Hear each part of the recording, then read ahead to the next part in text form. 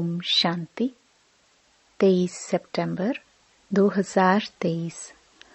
बाबा के महावाक्य। मीठे बच्चे, आत्मा और परमात्मा का यथार्थ ज्ञान तुम्हारे पास है, इसलिए तुम्हें ललकार करनी है। तुम हो शिव शक्तियां। प्रश्न: सबसे ऊंची मंजिल कौन सी है जिसका ही तुम बच्चे पुरुषार्थ कर रहे हो? उत्तर: निरंतर याद में रहना। यह है सबसे ऊंची मंजिल। याद से ही कर्म भोग चुकते हो, कर्मातीत अवस्था होगी। जिस माता पिता से अपार सुख मिल रहे हैं, उनके लिए बच्चे कहते, बाबा आपकी याद भूल जाती है। वंडर है ना, देही अभिमानी रहने का पुरुषार्थ चलता रहे तो याद भूल नहीं सकती। गीत। किसने यह सब खेल रचाया? ओम शांति। भगवानुवाच। बच्चे अपने बाप भगवान को जानते हैं। अभी बच्चे आकर के बाप द्वारा आस्तिक बने हैं, क्योंकि बाप द्वारा बाप को जाना है, इसलिए आस्तिक कहलाते हैं। तुमने जाना है बरोबर हम आत्मा हैं। वह हम आत्माओं का बाप है। भल कोई मनुष्य अपने को आत्मा समझते भी हो, परंतु परमात्मा को कोई नहीं जानते। जब बाप खुद आकर बच्चे पैदा करे और उनको अपना परिचय दे, तब जाने बाप को ही अपना परिचय देना है। वह है आत्माओं का फादर। सम्मुख आकर बतलाते हैं कि तुम आत्माएं हो, मैं तुम आत्माओं का परम पिता हूँ। तुम निश्चय करते हो, यह तो कॉमन बात है। आत्माओं का बाप जरूर है। गायन भी है, आत्मा और परमात्मा अलग रहे बहुकाल। बाप को बच्चे ही जानते हैं। बाप 5000 वर्ष बाद फिर आए हुए हैं। जब सब बच्चे नास्तिक दुखी बन जाते हैं, एक भी आस्तिक नहीं रहता है, तब बाप आते हैं। आस्तिक बनाकर फिर छिप जाते हैं। फिर कोई भी बाप को जानते नहीं। अब तुम बच्चों में यह निश्चय नंबरवार पुरुषार्थ अनुसार है। सबको पूरा निश्चय नहीं है।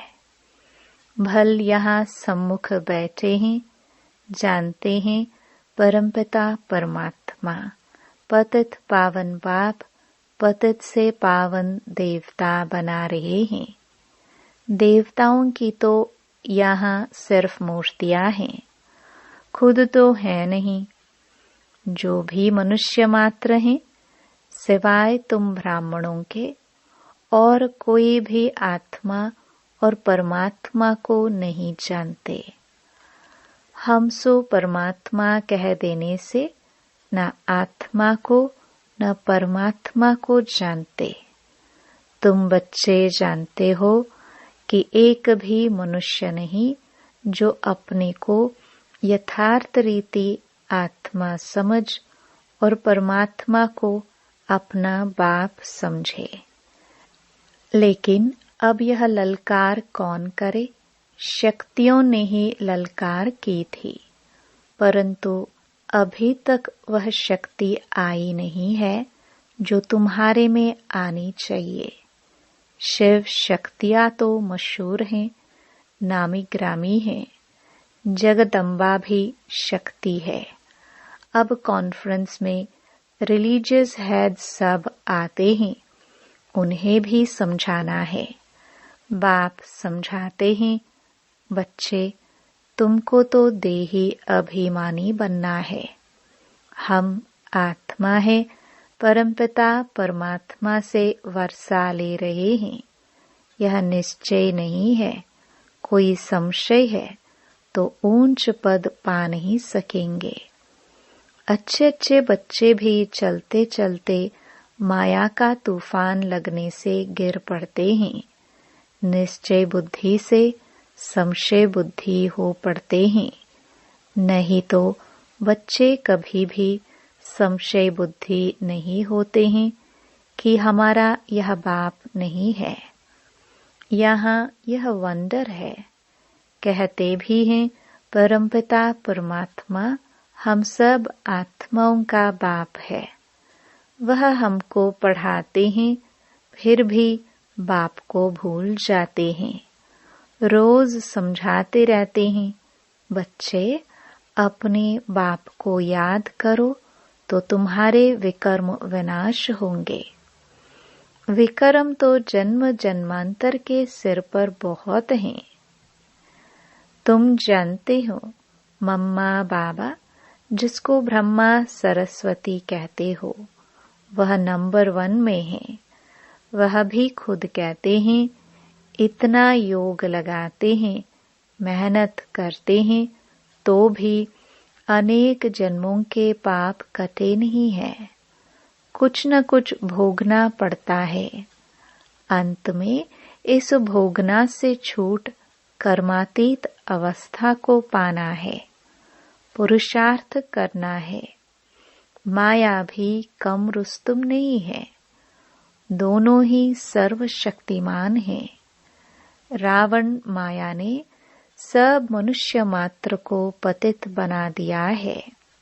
गाते भी हैं पतित पावन, तालियां बजाते रहते हैं तो जरूर पतित है ना, परंतु अपने को समझते नहीं हैं कि हम पतित हैं। यह समझाना भी जरूरी है कि अब यह पतित दुनिया है। पावन दुनिया सत्युग को कहा जाता है।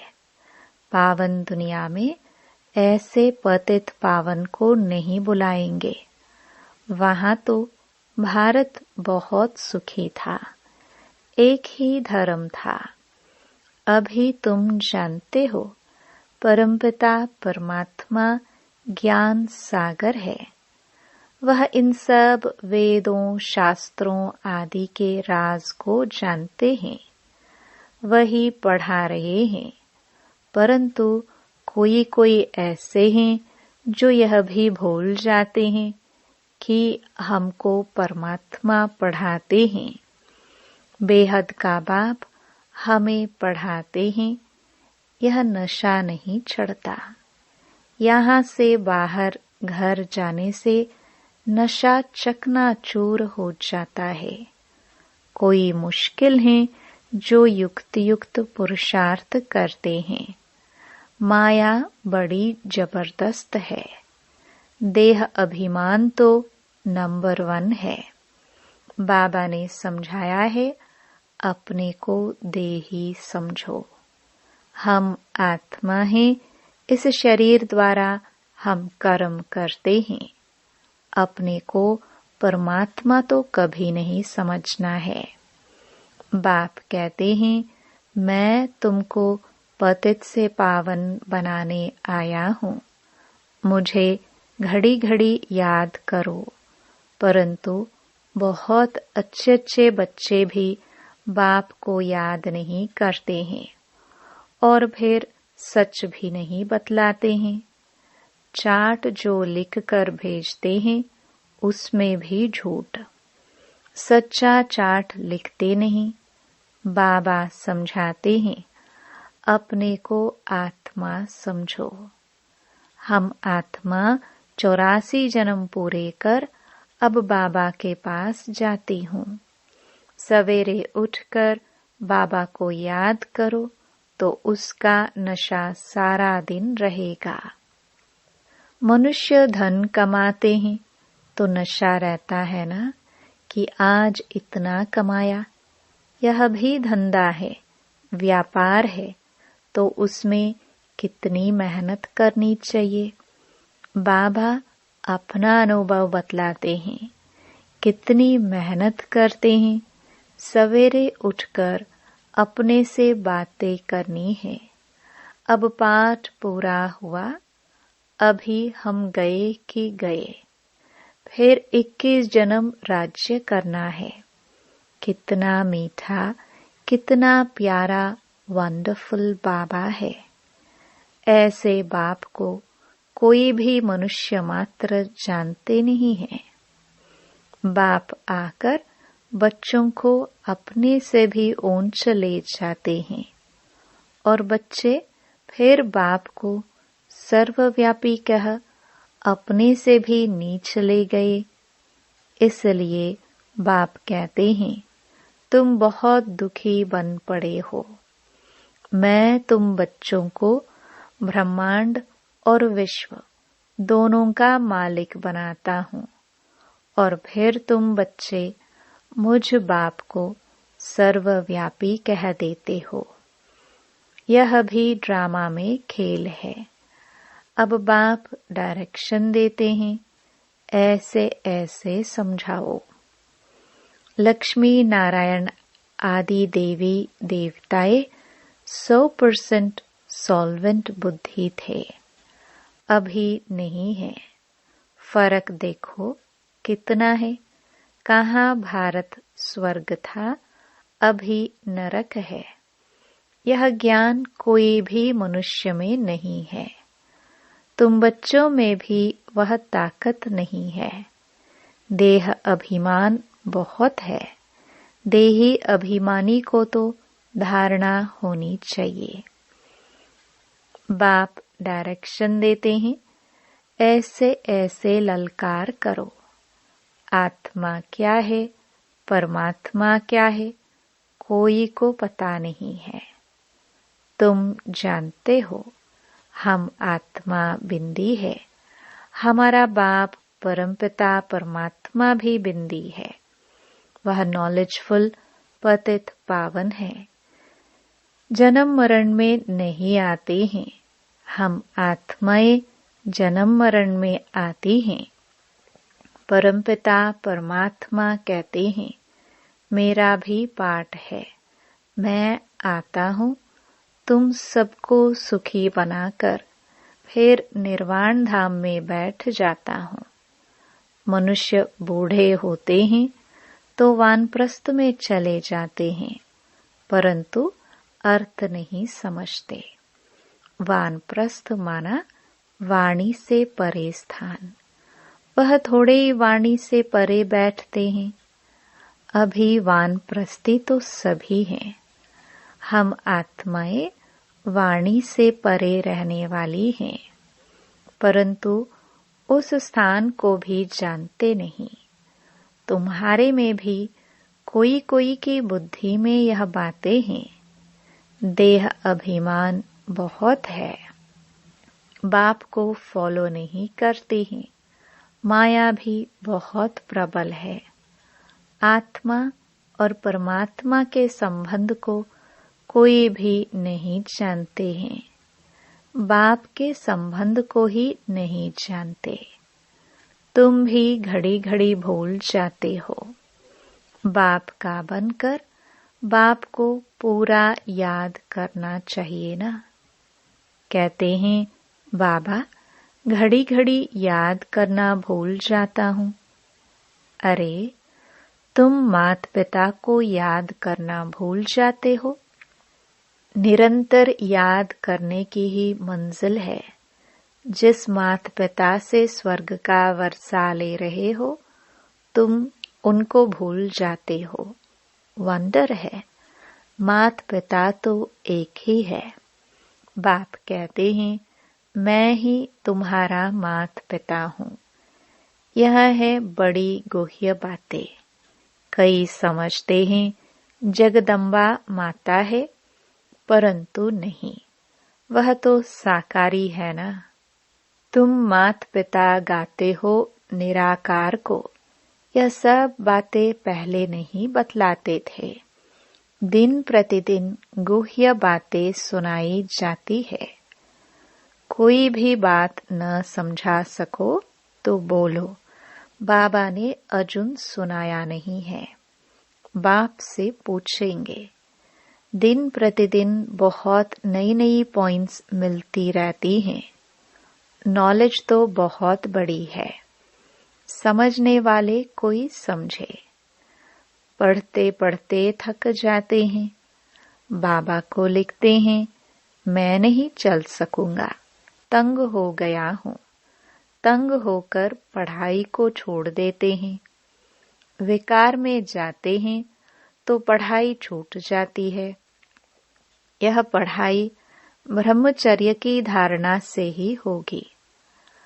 अगर ब्रह्मचर्य को तोड़ा तो धारणा नहीं हो सकेगी।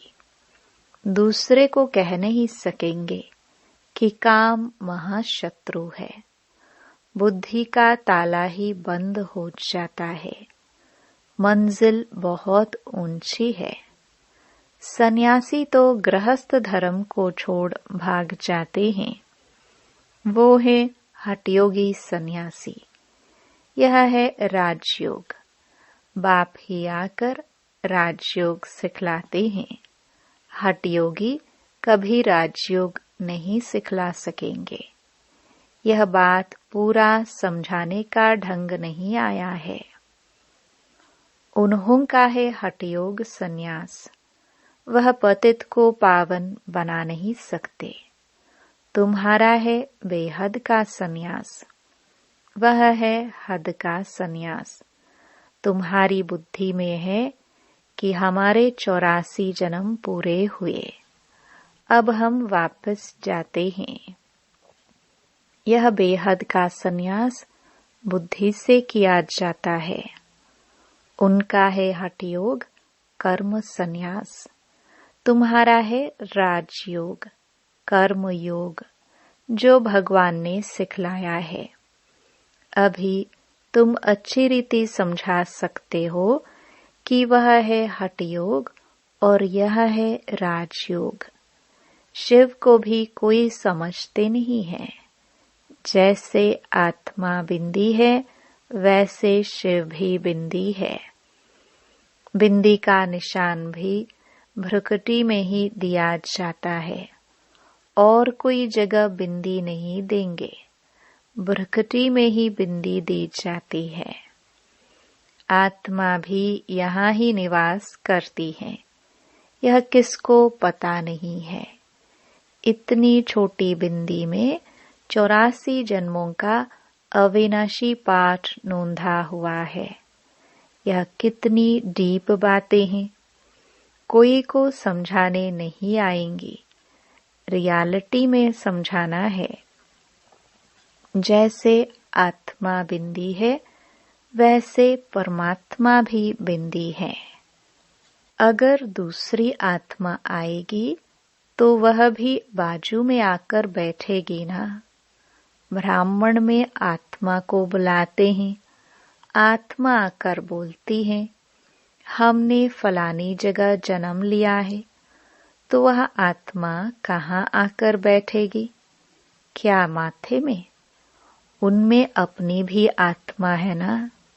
बाप कहते हैं, मैं भी बिंदी हूँ। मुझे परमपिता परम आत्मा कहते हैं। उनकी महिमा बड़ी भारी है। शिवाय नमः। यह किसने महिमा की?